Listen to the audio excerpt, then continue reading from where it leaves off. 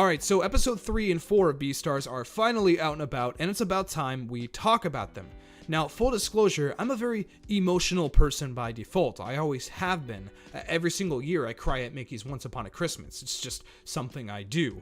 Now, episode 4 of Beastars had me shedding tears. Not because anything is overtly sad in the episode, there's definitely some heavy themes and some tragedy involved, but my tears were for just the immense amount of quality that was put forth in these episodes, the immense amount of hard work. It is honestly staggering, and I have to talk about it.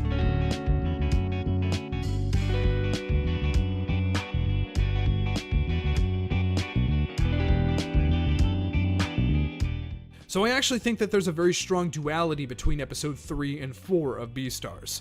I think that there are themes that were brought up in episode 3 that sort of evolve by episode 4. It's sort of one singular story arc. Episode 3 is the beginning of this arc, and 4 sort of concludes it in a very meaningful way. It feels very, very important. Things that didn't feel important feel very important by episode 4, and that's just good progression. That's just how things work. Speaking of progression, things are moving pretty fast in this series, and that's a good thing. I don't feel like we're wasting any time. It's all killer, no filler. Obviously, that kind of worries me going forward because I've talked about series in the light before about, how things are moving really fast and all these crazy things are happening, and then things start sort of crumbling and things feel extremely rushed, i.e. Banana Fish. I apologize. I love that series, but it was incredibly rushed. That should have been 3-core. I don't know what was going on with the direction there or the network or whatever. Whoever's involved with that decision, it wasn't the right decision. And I'm a little worried. I'm a little concerned that Beastars might end up that way. Hopefully not. Again, things feel very organic and natural about the progression, so I just hope it sort of stays on that path and it continues. I actually heard that we're already in the midst of volume 2 right now, which is crazy. We only have 4 episodes out right now. So again, fingers crossed that we continue moving smoothly. I have my hopes though. So episode 2 ended in a huge cliffhanger that I didn't really want to talk about in sort of my first impressions video. I kind of wanted to leave that in case no one watched the series yet. But now I feel the need to talk about it because it's sort of important to her as a character and of course Lugosi as a character. She strips away her clothes. She's trying to basically sleep with Lugosi, and Lugosi isn't having it. He doesn't want to take advantage of her. I'm not sure 100% what his sort of mindset is regarding that. I know that he is starting to maybe perhaps develop feelings for Haru.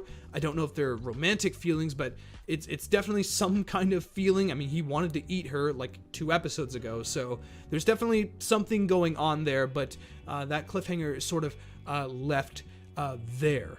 There's sort of 2 storylines actually going on at the same time. There's sort of Lugosi and his involvement in this theater club, and sort of his personal journey, which involves Haru as a character as well. And Haru sort of has her own storyline going on as well with, the boyfriend that she slept with and sort of the rumors that are going around school. And that continues in episode 3. We see those themes continuing. We actually see a group of friends that all kind of were sleeping with her. And it just, I don't know, it feels super, super scummy and yucky and gross, but it feels really, really well written and just well progressed and just well directed. I think that is sort of the main theme of this video here, is just extremely good direction. Now, episode 4, as I mentioned in the intro, blew my mind. I was just blown away, again, in tears. And again, I think it's all due to sort of the direction and animation. There's 2 scenes in particular that I really want to sort of shine some light on. First things first, you have the fight choreography scene between Bill and Lugosi. This scene to me was just so extremely impactful because of the animation, because of the direction. This scene could have easily just passed me by. I mean, obviously it's important regardless, it's important in the manga, but it felt extremely important because of how it was animated, because of how it was shot. Honestly, the cinematography there in that fight scene rivals most films that are out right now. And The Lighthouse is out right now in theaters, so there's definitely some rivalry there to be said. I love that scene so much. I just love the way the camera sways every single frame. Just, it feels super fluid, but it also feels like it's moving very slowly as well, and it works extremely well. And again, the voice acting is extremely good as well. The way Lugosi sort of in defense mode, he's not really attacking, and that sort of adds to his character. It sort of adds to his recklessness. And I don't know. I really like that. I really like Lugosi as a character in these 2 episodes that I'm talking about. He's going through something, you know, he's sort of having this moral dilemma, and it just shows in every single scene he's in, and that's just, again, extremely impactful, and that is, again, due to how well animated and how well directed that scene and the entire series is. The second big scene I want to talk about, and it's probably obvious, is the final scene of episode 4, when Lugosi sort of basically confronts Bill about the blood that he's been stashing. And I love how in this world, the blood is sort of like a drug. It's like doping, and that's really interesting. It feels natural. It works. I'm curious, like, what the benefit is there. Like, what is he getting out of that? Like, obviously, like, I know that they hunger that type of blood. I know they hunger herbivore blood, but I'm curious, like, what do you get out of it? Is it sort of like a steroid? Is it sort of like this energy you get from it?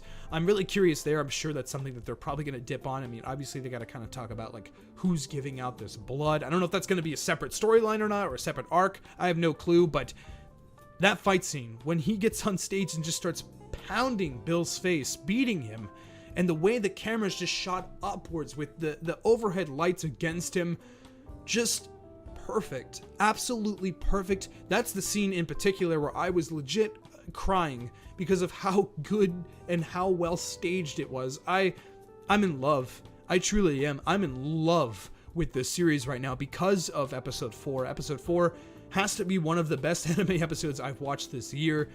Just incredible. Absolutely incredible. And I don't know, I guess it's the sort of, I don't want to say the stakes, but just everything feels really important. And this is high school, you know, this is just a theater club. And this sort of like Adler performance, but you know, that feels really important. And even, you know, having Louis play this character and then having Bill step in feels really important. Everything just feels super important, and that's sort of hard to do with a school drama, with a school series. I think a lot of the times things are sort of wasted. I don't really get the sort of meaningfulness behind all these different clubs and all that. Like, I never really understand that, but this, I feel that because of Louis' passion and because of the writing there. You see that Louis cares about this in a very selfish way. He wants to push and elevate himself. He doesn't care about his classmates.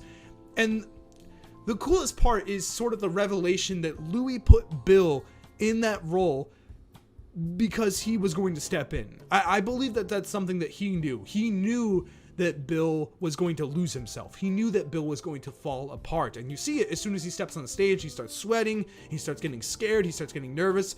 It's just not for him. He's not that kind of actor. He wasn't ready for that. It was sort of forced upon him. I think that there were other people among that club that could have better fit that role. But he chose him. Louis chose Bill so that way he could step in and get that spotlight and get that applause. And that was just so beautifully crafted.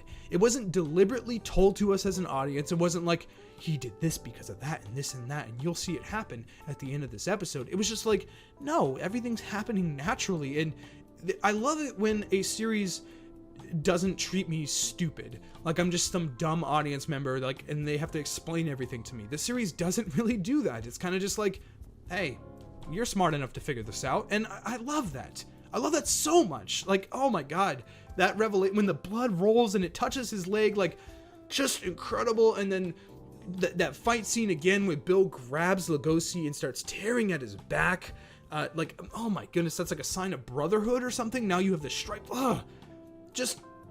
So good. I absolutely loved episode 4. I absolutely loved episode 3. I love this continuing story arc, this sort of elevate Louis arc. I don't know what I want to call it. I don't know if it has an official name, but it truly felt like Louis' evolution arc. I just love that. You think that there's so much importance with Lugosi as a character because he's, again, going through this sort of moral dilemma. He doesn't know what to do as a beast, you know. He doesn't know what to do. He's kind of like hiding his wild side, I guess.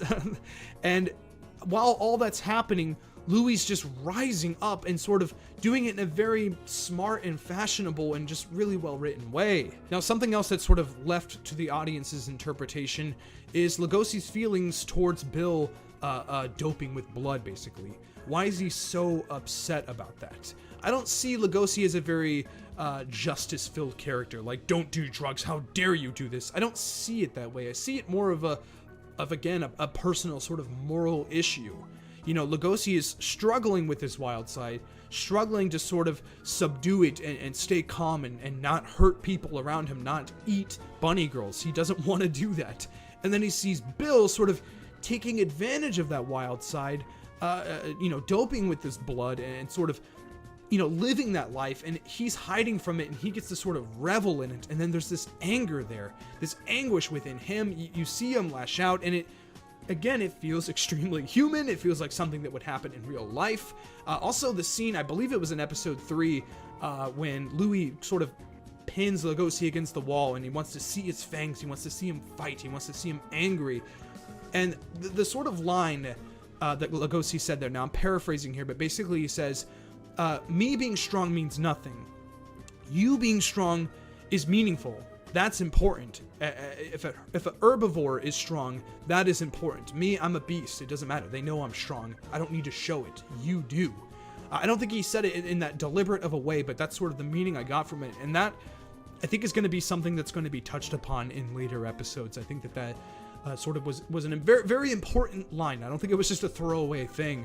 And I see Louis' anger from it. Like, how dare you say that? He doesn't want to be the victim. Louis doesn't want to be the weak one in this situation. He doesn't want pity. Even when he's in the hospital bed, he's like, how dare these people pity me? You know, after everything I've been through on that stage, like, how dare you give me that?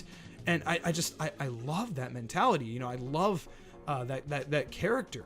Again, like, I don't think he's like an extremely likable character. He's definitely going through struggles, and I feel for him, but he is a jerk. He is a terrible person, like probably one of the worst characters in the show in terms of like personality and how he treats others. He is awful, but I just can't help but like him and sort of kind of root for him. Again, this whole plotting thing with Bill and how he just steps in, just swoops in, like he was planning it all along, and it just felt so beautiful. It just felt so right, and I love how that happens sort of all in the background. I love how this series balances its characters as well. I feel like I'm getting a lot of Louis, I feel like I'm getting a lot of Lugosi, I'm getting a lot of Bill in this episode, this new character. He's a jerk, he's a bully, and I love that interaction between him and Louis. I love oh my goodness, in the changing room as well, that sort of interaction there where he's like, oh, you're probably just gonna take my place, aren't you? And he looks over, I'm just kidding. Like, just peerless direction. So good. Haru is sort of the only one in the story arc that sort of takes a back seat. Now, we do have the continuation from episode 2. Again, she takes her clothes off. There's some weird stuff happening there. I kind of want an episode just about her. I hope that that's something that we see in the next couple of episodes at least. We've gotten a lot of Louis. We've gotten a lot of Lugosi. I kind of want to see an episode told through her perspective and what's going on with her. I don't know if that's something that the series plans on doing, if that's the story worth telling. I feel that the way they started this series, they made it out to, you know, have her as a very important character. She's, you know, the main character in the opening, so I'm guessing that, yeah, she is going to have those moments, but I'm just curious when. I don't want her character to only be important to Lugosi's growth. I want her to sort of have her own strides and her own sort of triumphs and errors and things like that. I sort of want that to happen. I love her confusion in that room when she has the sheet on her and she's just like, why? What just happened? Like, this guy's a gentleman? What's going on? Like, I love that. I think that was a really sort of cheeky, sly comment there that sort of adds to her character, and that's sort of to the mystery too. We don't know why she's doing this, why she feels the need to do this, and again, it's all direction, man. It really is. I gotta give my hats off to Studio Orange. One complaint that I will note, and it might not be by the next episode or the episode after that, is the photography club stuff. The stuff where the mouse was like yelling. That was definitely a good bit, and it was funny. Both times it happened, it was funny. Really well animated. Again, this little tiny mouse, blah, blah, blah. But it didn't really feel meaningful to the story at all. Like, I was kind of like, why are these characters here? You see her in the audience, you know, taking the picture, and that sort of adds to the significance of Louis' return to the stage after he fractured his leg, but I don't know. I don't know if I really needed that. Kind of felt a little like, I don't know. I'm sure it's going to be developed. I'm sure that photography club and those characters might be important later, but I'm not sure if I needed them there. That's the only complaint I have, and it's so small. Again, it was a good, funny bit. I want to be honest with this series. I don't want to be biased and just say, great animation, so great, blah, blah, blah. I want to be real, and I want to just give you my true feelings. It's hard to criticize the show, though, right now. Episode 4 blew my mind. Like, it truly did. I'm not gonna lie to you guys. Like, I'm not just saying that because, I want to jump on the hype train and just, Beastars is the greatest thing ever. It's really freaking good. Like, it's stupid good. So yeah, that's pretty much all I have to say about episode 3 and 4 of Beastars. It's just great anime. It's just so good. Probably one of the best shows this year.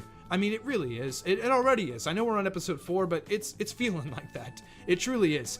I'm sure there are a lot of things I didn't get a chance to mention in this review. I kind of want to just keep things chill here. I don't want to feel the pressure of having to mention every little aspect, critique every little aspect to each episode. Just want to talk about the show with you guys. And speaking of you guys, thank you so much for all the love and support. Thank you for getting through this video. It means a lot to me. Hit the like button if you enjoyed anything that I had to talk about today, and also consider subscribing. It would mean a lot to me. All my socials are down in the description below. Hit me up on Twitter. I'm streaming on Twitch now. I'm playing games now. That's something I do. You can follow me there. That would mean a lot to me. It'd be great if you guys could join in on one of the streams. And yeah, until next time, keep it chill.